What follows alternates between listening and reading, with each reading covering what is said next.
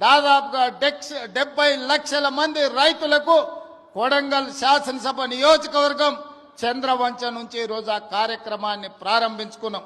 ఈరోజు జనవరి 26 బ్యాంకులకు హాలిడే ఉన్నది. రాత్రి 12 గంటల తర్వాత ప్రతి రైతుకు, రాష్ట్రంలో ఉన్న వ్యవసాయ భూమి ఉన్న ప్రతి రైతుకు రాత్రి 12 గంటల తర్వాత ప్రతి ఎకరాకు 6,000 రూపాయలతోని మీ ఖాతాల్లో మీ నగదు టకీమని పడే విధంగా ఈరోజు కార్యక్రమాన్ని తీసుకున్నాం.